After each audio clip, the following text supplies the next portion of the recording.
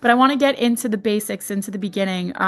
What made you want to be a singer-songwriter, and how did you kind of get to the journey where you are now? Yeah, so I started writing when I was 8.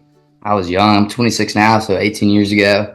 My granddad was a poet, and my dad played guitar, so I kind of just put two and two together. But yeah, so, I mean, I wrote my first just like horrendous breakup song when I was 8 years old. It was horrible, but I've just loved it ever since. It's just a wild journey, like to see everything with you. I want to talk about your debut EP that came out last year, Last I Love You. Can you maybe talk about the writing and recording process for that? I know there are a lot of some sad songs on there.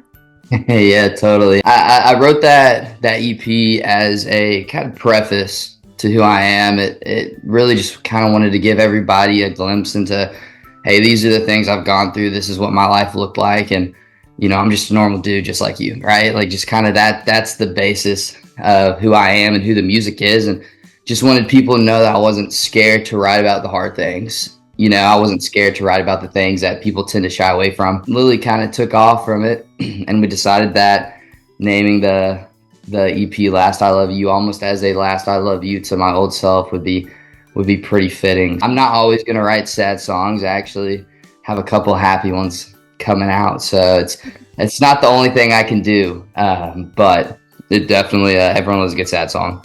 Oh, for sure, for sure. And like you said, Lily did super well. What was the feedback like, and how did you know you're like, okay, this is gonna be the song? Golly, it's so funny. That was the first song I showed my manager, and I didn't think anything insane about it. I thought it was, a good song, well written. I was trying to process getting out of a relationship, but I didn't think that was the song that was, going to shoot to the moon. But golly, the feedback's been incredible, and just the different ways in which people interpret the song. Some people view it as almost this like a funeral song where it's kind of like a last I love you, someone who's passed away. It's just insane that, I mean, that's what music's supposed to do, right? It's supposed to touch you. It's supposed to make you feel something. It's supposed to be there for you when you feel like nothing else is. So it's just beautiful to see it doing that. And I know you said that this debut project that you did was kind of like an introduction to who you are as an artist, but you are very upbeat and happy. So I want to know, like, who is Christian Hayes? Who am I? Golly, you got a couple hours, because that's a good question. Picture your average 26-year-old guy, and that's me. There's really nothing too wild. I grew up watching soccer. I love working out. You know what I mean? There's I wish I had some really juicy stuff to tell you about who I was, but I'm really just kind of a normal dude that just happens to be able to write a song. Yeah, I mean, a normal guy that has a crazy good talent. That's the way that you're going to describe yourself.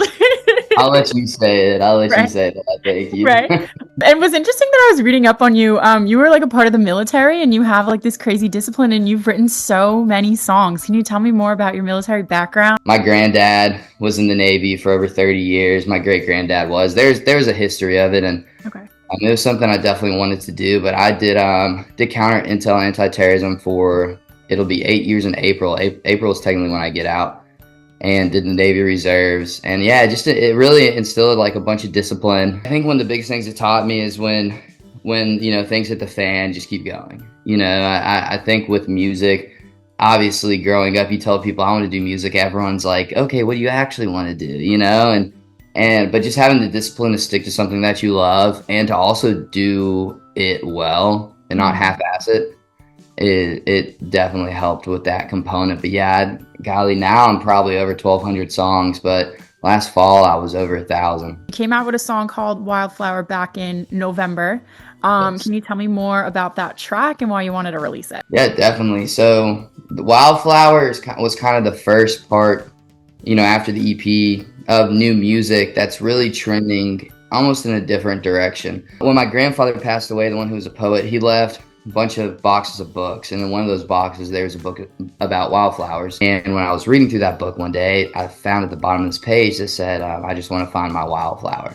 Oh, wow. And so I was like, well, that's really sweet, and I should probably write a song about that. So the song is just kind of about this, it lists all these different flowers, and it lists all these things, but it really is just a song about finding that unique person that's kind of made for you. It doesn't have to be the name brand, the luxury of this or that. It's just, when you think of wildflowers, you think kind of like a mutt almost, and but I feel like that's the perfect person. It's always that person that, is kind of a mix of everything. Yeah, that's so sweet. And to kind of, cap off in 2024, I saw the sweet video that you surprised your family that you were making your Grand Ole Opry debut. That had to be such a milestone and full circle moment. We do every Christmas Eve, my whole family gets together, and it's just this really fun time. It's my favorite day of the year, and it's my dad's side of the family. We all get together and we have a great time. There's normally everyone brings guitars and we all play and do a bunch of stuff, and it's super good. And so my manager was like, that's when that'll be a good time to surprise him with his family.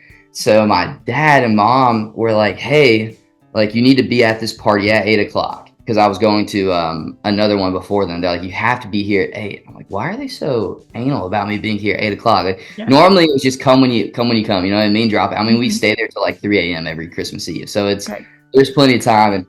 And they were just super like, be there at 8, be there at 8. And I asked my dad, I was like, why? And he's like, well, we got a surprise. And I was like, all right, well, like, you want to let me know? Like, I won't tell anyone else. And he just said, we've been saving up for years for it. Well, then I get there, my dad kind of starts, they're holding this like cake box. My mom has these 2 like frosted cookies like hidden. And then they, told me that I was going to do my Grand Ole Opry debut. And it was really, really special. During COVID, my parents every Saturday would watch the Opry online. And that was kind of their date night. Wow. And so that kind of got them through COVID, which is funny because my parents never listened to country music ever in my life. So yeah, it was really special, really, to share that with them. I mean, obviously every milestone you get as an artist is a special milestone, right? But being able to share that one with them and have them backstage and have my whole family come, I mean, we had it was over 170 people fly and drive up just to see me. It was so special, and just be able to spend time with everyone that weekend and just see all the people that have been there and helped me get to where I am. It was just really sweet. Yeah. And what was that moment? I always love asking artists, like, that moment when you step in the circle and you're like, okay, I'm performing. Like, I'm not visiting, I'm performing. People are here to pay to see me. Can you tell me that moment for you? Yeah. I mean, it was surreal. It's, every show for me, it's this euphoric feeling, right? But there's something special about stepping into that circle, and a lot of phenomenal, great artists have stepped in. It's not something that just everyone gets to do. It's one of those venues where people just shut up and listen. You're not having to play over the shouts and the screams. People are just there hearing you. But it was crazy. In the middle of these songs, I would finish lines, and it was probably all my buddies that came, but I'd hear people screaming and cheering. And it was just this, I don't know, it was just special. I played 2 songs, and those 2 songs felt like they lasted 45 minutes in the best way. Oh. What would you say is kind of like the era that you're in right now this year, if you could describe it in a couple words? Musically, it would be something that's hopeful, something that's honest, and something that's me. You're going to get a lot of songs about me this year.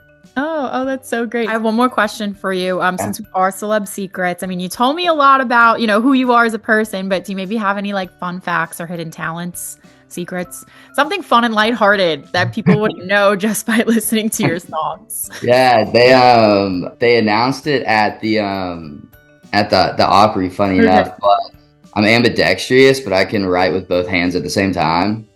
Really? Yeah. So when I was in first grade, I broke my right arm, and so I had to write with my left arm. And then the day after I got my cast off on my right arm, I broke my left arm. And so I then had to write with my right again. And then it happened another time. So I literally went back and forth in first grade twice on each hand. And so I just started writing with both. And so in school, I would write with my right predominantly, but when I would get tired on essays, I would switch over to my left, and then I'd go back to my right.